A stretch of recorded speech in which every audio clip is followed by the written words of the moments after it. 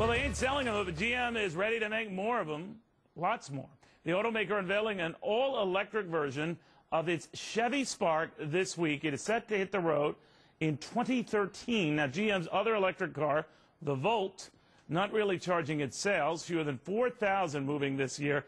A lot of them, I think, Amelia, were just scooped up by the White House. Right? I mean, so normally, if that's your pattern, you don't repeat it, but they're repeating it. Absolutely, and they're trying to push this crazy green agenda with something that absolutely not listening to one thing that any American is saying. One, we're twice the size to be able to fit in that. What's the difference with the Spark? It's smaller than the Volt. It's smaller than a Volt, and it doesn't do backup, and you can still only go 35 miles, right? So people are moving away from the city, right, in order to be able to lower their cost and income, and they're commuting in, and now this thing goes to a shorter distance. I'm like, did you listen to what's happening?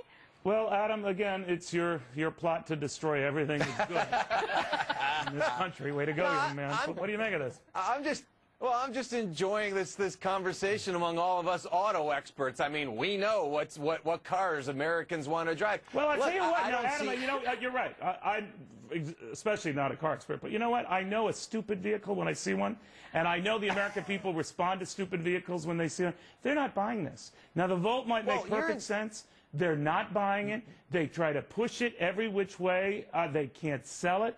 And now they say, well, we have a better idea. We're going to make a smaller, cheaper version of the same piece of crap. Well, Neil, you're absolutely entitled. I mean, it is a tough economy right now, so let's see what happens when the economy does a little better. I'm not saying that just because you can fit in the car and I can't. Yeah, guys, show me the family. Show me. It makes no sense. Where is the capitalist union that says, all right, you know, this is a hit. We're going to make another vehicle that will imitate or be a different version of the hit. All right, the Volt has a gasoline engine as well. The Spark is not going to have a gasoline. It's all electric. That's going to be GM's first. Let's see what happens in 2013. I'm going to assume that they are not total idiots. Let's see what happens in 2020. Normally, it's not for you to drive to when the you make a island sequel, and back. the original has to be a hit. Planet of the Apes was great. I didn't flip over beneath Planet of the Apes, but they had a good base to go on. They screwed it up. Godfather 2. Well, you know what? You're right. All right, so scratch that. Well, my point is, normally you have to base it on something that was a hit. The Godfather was a hit. Yeah. The Volt, not a hit. Yep. Well, it's in the numbers. You think about the Volt, they sold less than 4,000. Throw in a Nissan Leaf, which is basically the same thing. Here in the United States, they sold 11,000 in 9 months.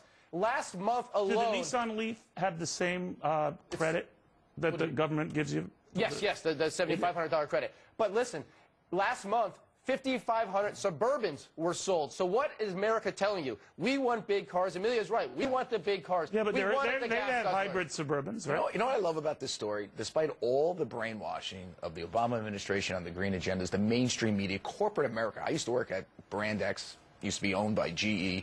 You walk around the studios on NBC, everything is green. And guess what? You can't sell these dopey green cars. The American people think that this stuff is nonsense. Plus, they're $40,000. And it doesn't pay $40,000. I could buy 40 of the scooters I drive around the city in for that price. You know, you don't drive a scooter around. I'd rather drive my Saturn Vue.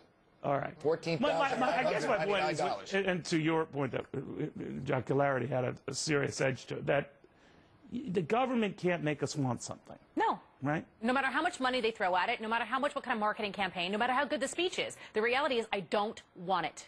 But, you know, hybrid vehicles sell well. Do they? Right? Okay. Well, but what people want, even the Ford's coming out with a new engine, you get 40 miles per gallon. And that's selling really well because people do want to obviously take their buck and stretch as far as possible. But you still have to have the money to buy it.